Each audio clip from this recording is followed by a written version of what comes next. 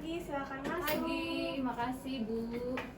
Silakan duduk. Selamat pagi, perkenalkan saya Sabrina di gizi di rumah sakit ini. Pertama-tama saya mau bertanya tentang nama ibu siapa? Nama saya Novani. Oke, ibu tanggal lahirnya, tempat dan tanggal lahir? Jakarta 10 November 1994. Oke Ibu, untuk konsultasi hari ini terkait apa ya Bu? Konsultasi saya hari ini itu terkait dengan ini aja Bu, mengenai gizi seimbang saya. Oke, pertama-tama kita lakukan pengukuran antropometri dulu ya Bu. Boleh? Ayo ikut saya. Sudah. Nah yang pertama kita pengukuran berat badan dulu ya Bu. Silakan naik.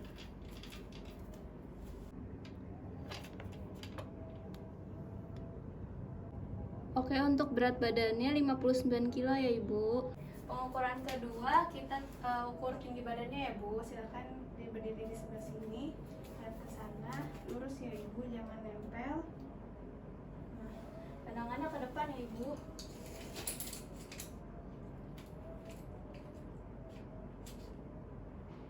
Tinggi badannya 158,5 ya.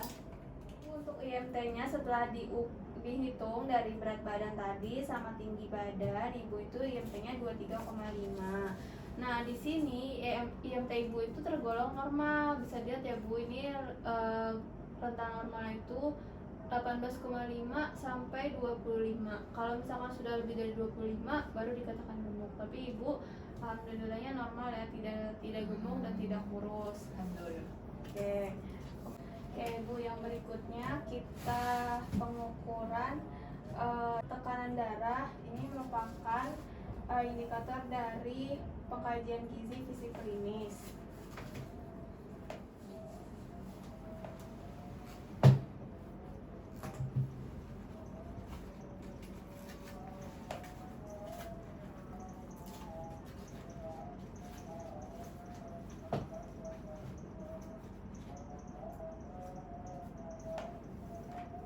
Kencang belum? Udah. Ukur ya Bu.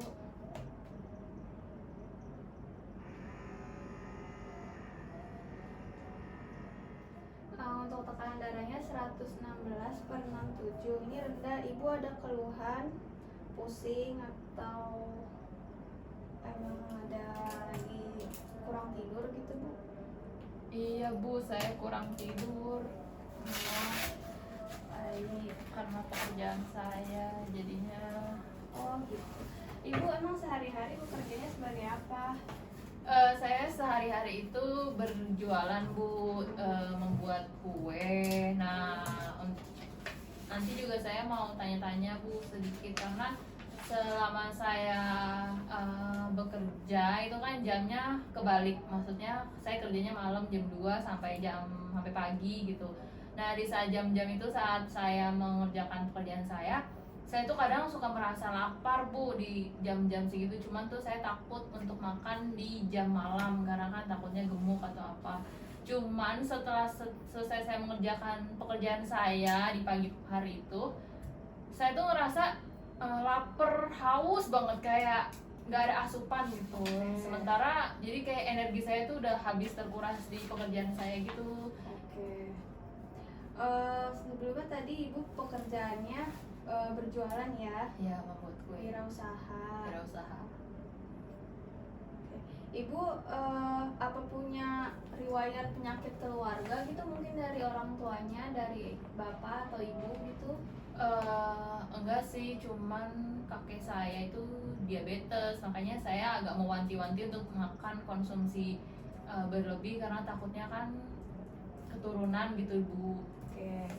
Kalau riwayat penyakit ibu pribadi ada? Enggak sih Bu, cuman paling sakit mah aja karena telat makan. Oke, wajar ya itu sih Bu ya, kalau telat makan. Untuk terapi medisnya apa ada obat-obatan khusus yang ibu konsumsi? Enggak sih Bu, paling cuma obat-obatan mah biasa. Oke. Biasanya ibu tuh berusaha gitu ya, apa namanya, melaksanakan bisnisnya itu di malam hari, ya kan? Terus habis itu ibu punya kebiasaan khusus nggak, kayak misalnya mungkin sering mengkonsumsi makanan apa gitu, atau misalnya beraktivitas yang selain wirausaha gitu? Paling ini Bu, saya kalau udah selesai mengerjakan pekerjaan saya tuh candu sama gula. Jadi kayak karena terlalu lapar dan haus, jadi kayak aduh aku butuh gula, jadi minuman manis atau makanan manis, jadi nggak kekontrol gitu Bu. Jadinya kayak masih ada rasa kurang puas terhadap makanan yang dikonsumsi, jadinya masuknya tuh terlalu berlebihan. Gitu. Mungkin kalau misalkan saya dengan aktivitas ibu itu, apa ibu tidak lupa mengkonsumsi air putih gitu Bu? Nah itu mungkin salah satu itu kali ya Bu, soalnya saya tuh jarang minum air kalau sudah aktif berkegiatan gitu. Ya mungkin itu salah satunya Bu, karena air itu penting untuk apa namanya, menggantikan ibu kan selama ini kan bekerja, beraktivitas, ya kan. Nah sedangkan kalori yang ibu keluarkan itu lebih banyak, sedangkan asupan airnya tidak ada. Udah gitu mungkin ibu selama berkegiatan menyempatkan untuk makan berat gitu? Enggak sih, saya nggak kepikiran untuk makan, untuk minum, jadi kayak udah fokus aja di satu kerjaan, jadi saking fokusnya jadi lupa.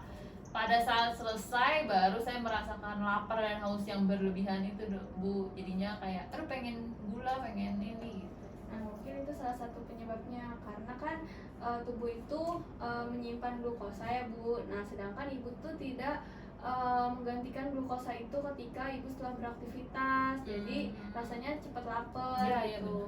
Mungkin saran saya, ibu bisa mengkonsumsi makanan yang tinggi serat, contohnya seperti buah, sayur, memperbanyak itu. Oke, untuk sebelum jauh ke sana, saya mau bertanya Bu, apa ibu ada alergi makanan? Enggak sih Bu. Oke, untuk pola makannya sendiri gimana? Pola makan sehari-hari ya? Iya, ya mungkin kemarin gitu dalam satu hari. Kemarin itu saya makan pagi itu makan, bentar saya cari dulu soalnya kemarin saya catat sih Bu. Oh gitu, bagus Bu. Oh ini. Jadi pagi itu saya makan 1 lembar roti. Roti, oke. Terus setengah gelas kopi susu. Kemudian untuk bentar Bu, untuk gelasnya itu yang mana Bu? Untuk gelasnya itu yang ini nih, 225, berarti setengahnya. Kan saya minum cuma setengah gelas kopi. Iya. Oh segini Tapi ukuran yang 225 ml, tapi saya minum cuma setengahnya. Oke, yang ini. Ya. Baik, terus abis itu apa lagi Bu? Kemudian pagi habis makan itu tuh jam 10-an saya makan nasi sama ayam goreng karena saking laparnya. Nah gini nih Dok, yang suka saya kayak berlebihan, habis makan roti, minum susu, terus kadang habis itu makan nasi, makan ayam, terus habis itu ntar makan lagi cemilan, snack atau biskuit gitu. Kemudian selingannya itu cakwe 1 buah. Nah ini Bu, saya tuh suka banget sama makanan yang mengandung ragi. Jadi kayak kalau udah makan roti, makan cakwe, apalagi kayak donat, itu ngaruh nggak sih Bu ke berat badan, karena kan itu gluten ya? Iya bisa. Makan siangnya itu saya makan pisang dulu 1 buah, terus makan nasi, tumis kailan, bakso sama ayam goreng. Terus sorenya itu saya makan semangka 3 potong, 1 slice sih, 1 slice semangka tapi dipotong 3. Terus melon 1 slice sama snack ringan. Itu sebenarnya pola makannya sudah baik ya Bu, maksudnya sayurnya sudah terpenuhi, kemudian buahnya juga dikonsumsi, dan di sini sih memang tidak ada apa namanya kandungan yang memang ya, mungkin kalau misalkan cakwe seperti yang tadi ibu bilang kan, kebanyakan makan roti atau cakwe atau donat, mungkin itu kebiasaan ibu yang ibu sukai gitu. Tapi menurut saya pola makannya itu sudah bervariasi Bu, jadi kayak sudah memenuhi gitu. Ada sayur, walaupun ibu makan karbonya memang agak lebih, cuma nanti akan saya hitung ya Bu, maksudnya kelebihan karbo atau tidak. Tapi untuk pastinya dari pola makan ini sudah bervariasi, sudah ada sayur, sudah ada buah, dan cukup banyak juga konsumsinya, maksudnya terpenuhi. Oke, bisa dilanjut Bu untuk makan malamnya. Jadi makan malam saya itu nasi, telur, sama sayur cairan Bu. Baik. Tadi untuk roti selembar, Satu kemudian untuk kopinya setengah gelas. Berarti tadi 25 ya, bagi 2. Terus untuk nasinya Bu, nasinya itu berapa sendok itu? Nasinya itu 5 sendok. Pilihannya kira-kira Untuk mana? nasinya itu saya pakai yang ini nih, yang A. Berarti 5 sendok ya. Iya. 50 gram. Kemudian untuk cairannya berapa porsi gitu? Cairannya itu 50 gram lah, kurang lebih 2 sendok makan. Oke, tadi untuk ayam gorengnya berapa potong Bu? 1 potong yang dibagi 8. Oke, 1 potong sedang ya.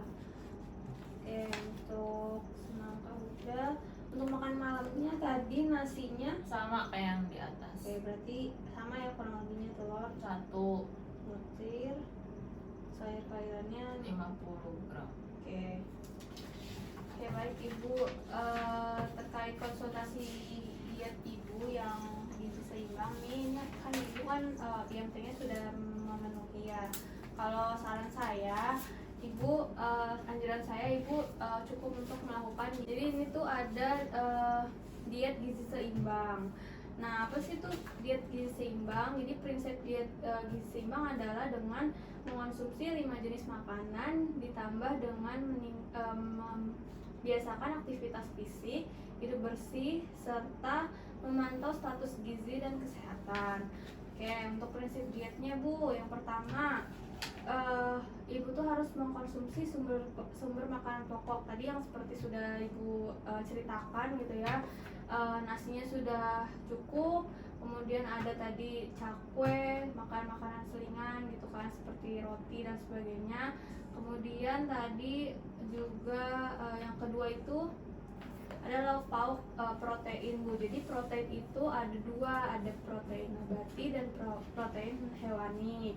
Nah, untuk tadi yang saya lihat dari pola konsumsi Ibu mungkin kurang dari protein nabatinya Bu, karena saya belum lihat nih ada tempe, tahu atau jenis kacang-kacangan. Oh, jadi kalau itu tuh wajib ya Bu untuk konsumsi lauk pauk, 2 lauk pauk dalam satu makanan. Ya betul, itu sangat penting Bu. Jadi supaya seimbang. Jadi dalam sehari itu ada ini seperti gambar Bu, ada karbohidratnya, kemudian ada sayurnya. Nah, di proteinnya itu ada 2, ada protein hewani dan ada protein nabatinya.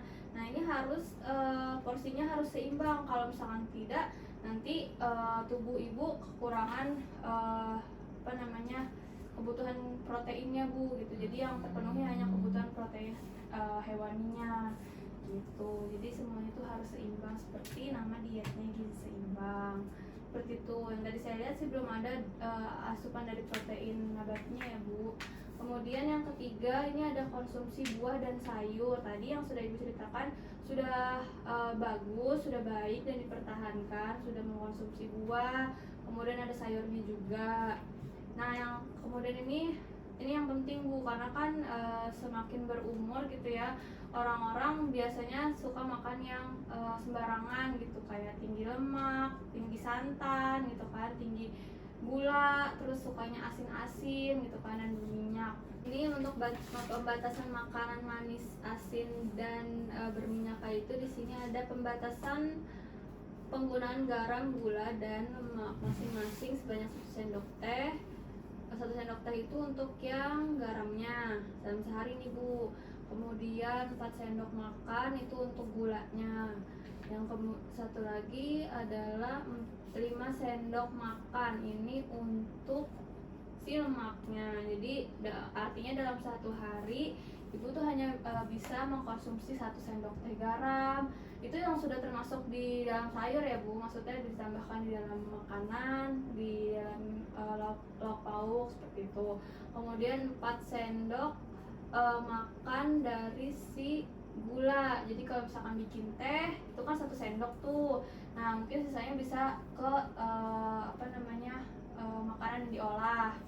Nah kemudian 5 sendok makan minyak.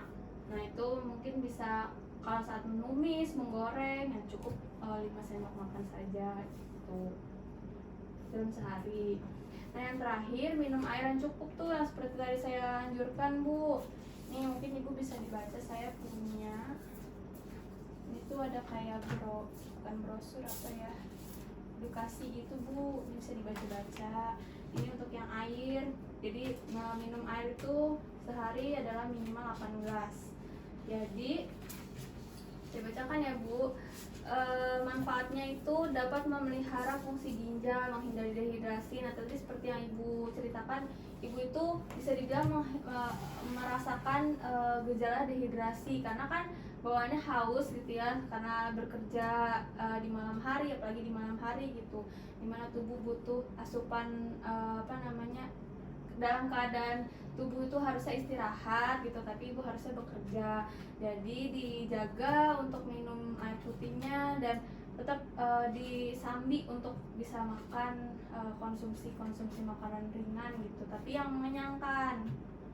Nah terus abis itu bisa memperlancar pencernaan juga. Ibu pernah ada masalah dengan pencernaan nggak waktu selama kurang minum gitu Bu mungkin? Ini sih Bu, saya pernah mengalami kencing yang buang air kecil. Oh ya, anyang-anyangan. Nah itu mungkin salah satu penyebabnya Bu, karena Ibu kurang air. Jadi saran saya konsumsi 8 gelas dalam sehari. Nah kemudian yang terakhir ya Bu, ini cukup aktivitas fisik, terus menerapkan perilaku hidup bersih dan memantau status gizi serta kesehatan. Nah, seperti aktivitas fisik itu minimal 30 menit dalam 1 hari.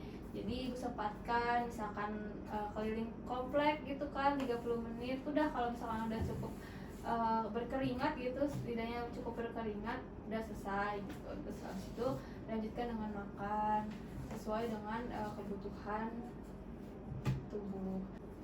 Bu, saya mau tanya, jadi kan selama saya bekerja itu kadang saya suka lapar nih Bu, jam-jam 2, jam 3. Tapi saya tuh takut kalau untuk mengkonsumsi gula, kadang tuh saya pengen makan sesuatu yang manis lah, kayak coklat atau salah satu merek yang ada serealnya atau yang ada karamelnya. Nah itu kira-kira boleh nggak sih Bu? Terus kira-kira Ibu punya nggak sih produk yang bisa Ibu anjurkan atau Ibu sarankan? Kira-kira saya harus konsumsi apa di waktu-waktu itu saat saya bekerja, karena kayak butuh asupan gula tapi tidak mau berlebihan gitu Bu. Oke, kalau misalkan tadi terkait coklat seperti itu ya Bu ya, mungkin bisa tidak mengkonsumsi coklat gitu ya. Mungkin saran saya Ibu lebih mengkonsumsi ke yang tinggi serat tadi yang seperti saya bilang, entah itu konsumsi buah atau konsumsi sayur diperbanyak itu, karena serat itu bisa memperlama proses pengosongan lambung Bu. Jadi Ibu bisa tahan lebih lama, kenyang lebih lama gitu. Tapi kan kalau saya lagi bikin kue makan buah itu, apalagi buah yang berair atau sayur malam-malam godok gitu kan agak PR ya Bu. Pengennya yang langsung instan, yang langsung siap makan gitu. Jadi ketika saya lapar saya tinggal buka gitu. Oke, sebenarnya saya produk saya itu saya ada produknya Bu, cuman saya masih dalam proses pengembangan gitu. Ini contohnya, jadi ini tuh hasil eksperimen saya dengan teman-teman saya. Ini tuh salah satu seperti boleh kita kenal, oh iya boleh.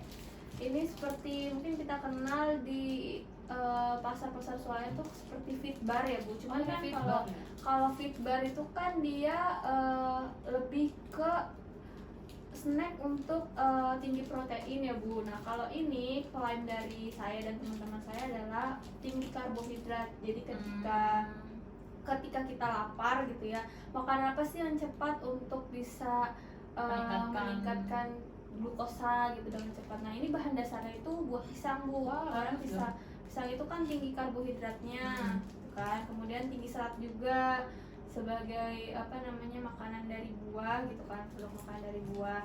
Nah ini saya bikin dengan teman-teman saya, ini ada percampuran antara protein nabatinya, ada tepung kacang edamame. Tuh. Pakai tepung terigu Ya. juga. Enggak, ini kita nggak pakai tepung terigu, jadi benar-benar pure Gluten? dari ya.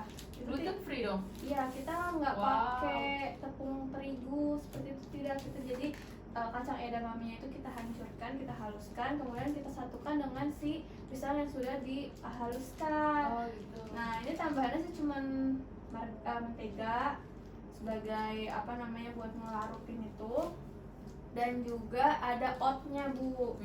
Jadi kan karbohidratnya di sini sebenarnya double sih ya, dari si pisangnya dan dari si oatnya, supaya lebih mengenyangkan dan bisa jadi nggak melulu makan nasi gitu kan. Kalau misalnya makan nasi kan mungkin Terlalu ada berat pikiran gitu. terlalu berat atau merasa berdosa gitu, apalagi malam-malam. Mungkin ini bisa jadi salah satu solusi ke depannya untuk orang-orang yang ingin diet gitu, tidak makan nasi tapi apa gitu yang bisa mengenyangkan. Tapi ini masih dalam produk pengembangan sih ya, doakan saya semoga produk ini berhasil. Boleh saya coba Bu? Iya boleh, silahkan. Kayaknya enak deh, soalnya saya tuh butuh makanan kayak gini daripada saya harus masak sayur dulu, kan agak PR ya. Iya. Jadi saya langsung, oh ini bener ada pisangnya.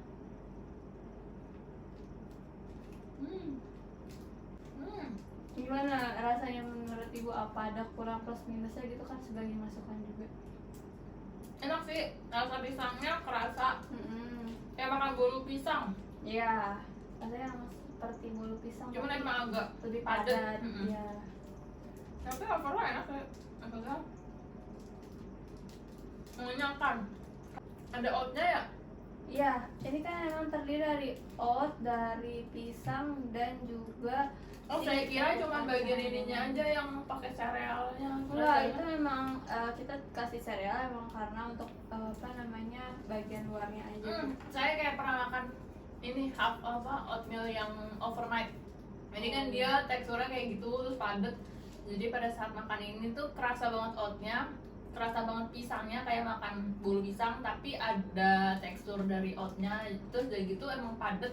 Jadi pada saat kita kunyah tuh jadi berasa kayak kenyang, maksudnya kayak capek aja gitu. Akhirnya kayak membuat kita jadi kenyang gitu. Manisnya juga nggak terlalu manis, nggak terlalu over. Manisnya emang kita dapet dari si pisangnya itu. Pisangnya aja ya. Iya. Soalnya setelah dimakan itu nggak ada aftertaste yang manis strong gitu, jadi hilang aja gitu. Iya. Mungkin nanti saya akan bawa beberapa ya Bu, boleh? Iya silakan, boleh kok, nanti boleh juga kan, saya sebagai ini ada apa Testimoni. Iya, testimoni. Iya, nanti buat saya makan nanti malam, kebetulan nanti saya akan kerja lagi gitu kan, butuh asupan langsung kayaknya ini mengenyangkan deh. Kalau malam gitu nggak akan merasa berdosa kan ya Bu ya? Iya, mudah-mudahan sih tidak ya. Kita sambil berusaha aja, maksud saya juga ini kan masih eksperimen baru. Jadi semoga nanti bisa berkembang dan bisa benar-benar dijual di pasaran seperti itu ya Bu. Oke Ibu, apa dari konsultasi yang sudah saya jelaskan tadi Ibu ada yang mau ditanyakan lagi? Udah sih Bu, itu aja paling. Oke, untuk monitoringnya Bu, tadi untuk antropometrinya kan sudah baik ya Bu, iman Ibu udah normal, jadi Ibu perlu hanya untuk mempertahankan status gizi Ibu tetap normal 23,5 tadi ya. Apa saya harus diet Bu? Maksudnya ada sesuatu yang harus dikurangi dari IMT itu? Oh iya, mungkin nanti setelah saya hitung ya Bu, jadi nanti kita ada rencana monitoring kembali Bu. Beberapa minggu kemudian nanti akan dikabari. Untuk yang saat ini seperti yang sudah tadi dilihat IMT Ibu normal, mungkin hanya dipertahankan aja, jangan sampai berlebih dan jangan sampai kurang gitu. Terus kemudian untuk monitoring biokimianya tadi, bentar ya. Untuk biokimia tadi tidak ada ya Bu. Kemudian untuk fisik dan klinisnya tadi tensinya itu rendah Bu. Jadi kayaknya Ibu harus banyak istirahat gitu kan. Mungkin tadi karena Ibu juga kecapean bekerja di malam hari, jadi tidurnya tuh kurang. Mungkin bisa bisa dirubah gitu Bu, pola. Misalkan Ibu tidur lebih pagian, jadi kalau misalkan bisa gitu kan. Jadi kalau misalkan Ibu mau bangun jam 2 itu sudah fresh gitu, tidak tidurnya tuh nggak sebentar gitu. Karena itu salah satu faktor yang menyebabkan tensi ibu tuh jadi rendah. Nah, kurang istirahat. Kemudian itu Bu hanya untuk memantau si tekanan darahnya supaya nanti bisa kembali normal. Kemudian untuk monitoring asupan dietnya, yang tadi seperti saya sarankan, mungkin ini bisa diikutin prinsip dietnya. Kalau dari saya karena IMT ibu normal kan, jadi perlu dipertahankan aja dengan prinsip gizi seimbang. Seperti itu Bu. Nanti saya akan rencanakan untuk monitoring kembali. Mungkin di minggu berikutnya ya Bu, kita mengkaji lagi apakah ada keluhan berikutnya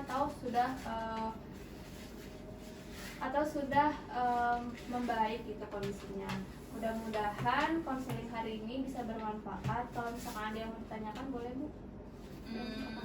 Cukup sih Bu kayaknya. Nanti mungkin akan saya chat personal aja ya Bu setelah mendapatkan hasilnya. Oke Bu, mungkin cukup dari saya. Nanti kalau misalkan ada yang mau ditanyakan boleh secara personal gitu ya Bu ya. Liputan boleh dibawa, mungkin nanti buat belajar di rumah. Ini boleh dibawa makanannya. Oke, terima kasih Ibu atas waktunya. Terima kasih kembali Bu. Mari saya antarkan Bu. Ibu, terima kasih atas kunjungannya. Sama-sama Ibu. Hati-hati Sampai di jalan, ketemu Ibu. lagi. Iya, terima kasih. Assalamualaikum. Waalaikumsalam.